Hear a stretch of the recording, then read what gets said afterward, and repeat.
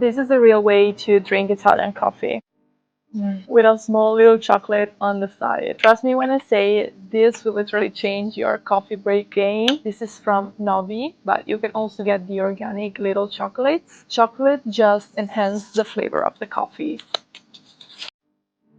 Make sure you're getting an espresso with a little splash of milk, no sugar. Ragazzi, questo è il caffè più buono del mondo. And today is also a very beautiful day because yesterday it rained so much. I stay at a lot of places for this channel, but very few actually make my I'd go back list. Today I want to talk about 2 boutique hotel stays that did for completely different reasons. One is a 5-star boutique hotel right in the center of Florence. The other is a countryside meets sea relais in southern Tuscany where I brought my senior dog. Different vibes, same region, but same result. I'd book it again, literally tomorrow. Let's get into it. The first one is Dimora Palanca, which is a 5-star beautiful boutique hotel located right into the city center of Florence, literally at 100 meters away from Santa Maria Novella. I stayed there in September, and it's honestly one of those hotels that make you reconsider what a buffet hotel breakfast actually is. I actually made 2 full videos about this stay already, one walking through the room and one covering the whole experience. I'll link them both here and in the description below. But let me tell you why this hotel particularly stuck with me. Let's start with the breakfast. It's a buffet breakfast but didn't typically feel like one. The ingredients were natural and most of the times organic. There were proper vegan and vegetarian options, not just an afterthought play off to the side. You also get fresh juice, good water, a great selection of drinks, and it's the kind of breakfast you can tell someone actually thought about what they were serving, not just how much of it. Let's talk about the room. So we stayed in a junior suite and it was really big, genuinely spacious, in a way that boutique hotels in historic centers don't always manage, given the buildings they're working with. And this room was quiet, extremely quiet, which if you ever stayed in central Florence, you know this is not something that's given. No street noise, no hallway noise, just a calm, peaceful environment that literally makes you feel at home. Now let's talk about the staff. This is the part that actually makes a 5-star hotel actually 5 stars. In my opinion, it's, yeah, the little details are cute, but it's never the little details, it's always the people. Every single staff member made us feel completely at home. Not in a formal, polite way, but genuine connection typical of Italian small boutique hotels. It's the kind of attentiveness where they remember small detail from the day before without making it feel performative. So to recap, Central Florence location, a breakfast that actually respects what you're eating, a big quiet room, wonderful bathroom, and a staff that makes you feel taken care of rather than just checked in. That's Dimora Palanca, and absolutely yes, I would stay there again. Now let's get into a totally different direction, out of the city onto a hillside with my senior dog in the car. So the second stay in Tuscany was at Poggio ai Santi in San Vincenzo, right on the Tuscan coast. I made a full video about this one too, and I'll link it above. We specifically booked the apartments called La Muccheria because we were traveling with our senior dog and we wanted somewhere she could actually be comfortable, cozy, and taken care of, and not just allowed. So this apartment complex has its own private pool which is separate from the main hotel, and it was extremely quiet. It was properly peaceful, the kind of quiet you go on vacation looking for and not always get. Then on the other side of the road there's this second building which is the main hotel part, which is completely immersed in greenery. Imagine hillside, Tuscan, and a little forest, and that's where we had breakfast every single day in front of a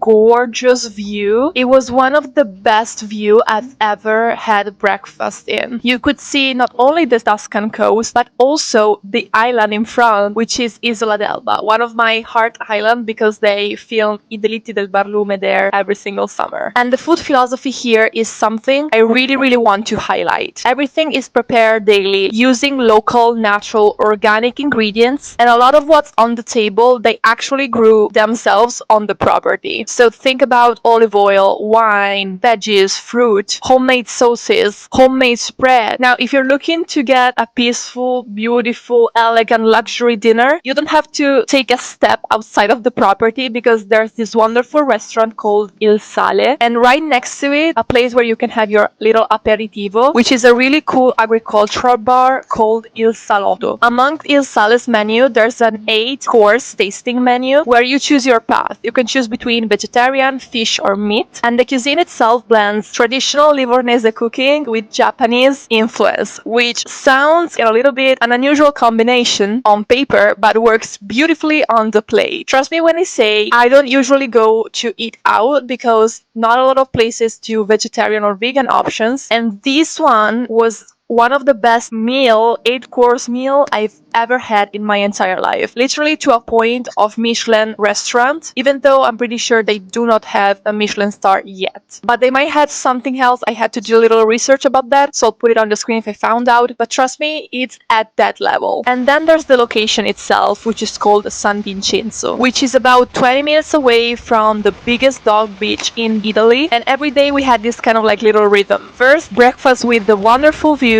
a little dip in the pool, then private dog beach with our senior dog, and afternoon dinner at Il Sale, and relaxing on the patio outside of our apartment after dinner. And again, honestly, what made this stay for me was not only the beautiful property, but also the staff. Genuinely kind, always smiling, and they clearly love animals. They actually have dogs themselves. Every interaction with our dog felt completely natural, not tolerated. When a place is dog friendly in spirit, not just on paper or on a policy, dog owners feel it immediately. And one of the things I loved about this place as well was that the dog was allowed also on the pool. I don't remember if in the pool, but definitely in the pool area, of course. Breakfast room, dinner room, everywhere on the property, which is something you don't always find, especially outside of Italy, but also in Italy itself. So countryside, sea, Tuscan hills, a private pool, breakfast with a view, a kind of Michelin star restaurant, and a team that made our senior dog felt as welcomed as we did. That's Poggio e Santi. We loved our time there and we would love to actually go back. So that's 2 very different boutique stays, one that's in the heart of Florence and one on a hillside above the sea. And both earned a real "I'd stay there again" from me, which is something you not always get because I'm pretty puntillosa with where I stay. And if you want the full deep dives on both of these stays with the room tours, the full experiences, and what you can actually visit if you stay there, they're linked above and below in the description. Let me know in the comments if you ever stayed at either of these or if there's a boutique hotel you would love to go back to. I'm always looking for recommendations to give you guys a little experience through my channel. If you enjoyed this video, please subscribe, as I'm your internet's favorite Italian lifestyle curator. And here is the full apartment tour of Poggio e Santi.